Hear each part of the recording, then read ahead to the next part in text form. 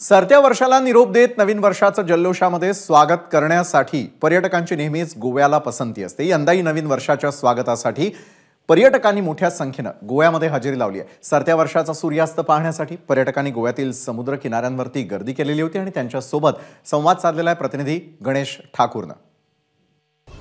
2023 चा शेवटचा सूर्यास्त आहे। माझ्या मागे सूर्य, या सूर्यास्ताचे विज्युअल्स आपण पाहिले आणि ह्याच सूर्यास्ताला पाहण्यासाठी गोव्याच्या मिरामार बीच मध्ये पर्यटकांची ही तुफान गर्दी पाहायला मिळते।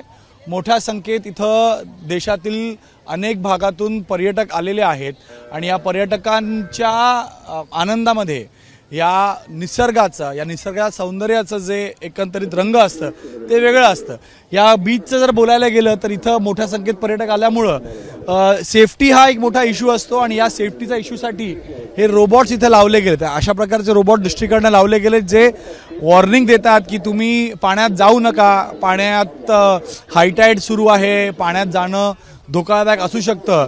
तर अशा प्रकारच्या टेक्नॉलॉजीचा वापर करून इथे पर्यटकांना सुरक्षित ठेवण्यासाठी प्रयत्न केला जात है। कैसा माहौल था, किस तरह की भीड़ यहाँ देखने मिली आपको, क्या क्या देखा? एंजॉय कर रहे हैं सब लोग। न्यू मतलब जाते साल को बाय बोल रहे हैं, न्यू ईयर को अच्छे से वेलकम कर रहे हैं। It's nice, it's great, it's chill. पर्यटक पहा, मोठ्या संख्येत पर्यटक या मिरामार बीच मध्ये पाहायला मिळतात। अशाच प्रकारची तुफान गर्दी लहानांची, प्रौढांची आणि या युवा वर्गाची इथं आहे आणि अशाच आनंदाच्या वातावरणामध्ये मोठ्या प्रमाणात पर्यटक जे इथे आलेले आहेत, जे नवीन वर्षाचं स्वागत करण्यासाठी तयार आहेत आणि गोवा ही त्यांचं मनोरंजन करण्यासाठी, नवीन वर्षाचं स्वागत करण्यासाठी पूर्णतः सज्ज आहे। कॅमेरामॅन अनिल सनगरेसह गणेश ठाकूर, एबीपी माझा, गोवा। एबीपी माझा, उघडा डोळे बघा नीट।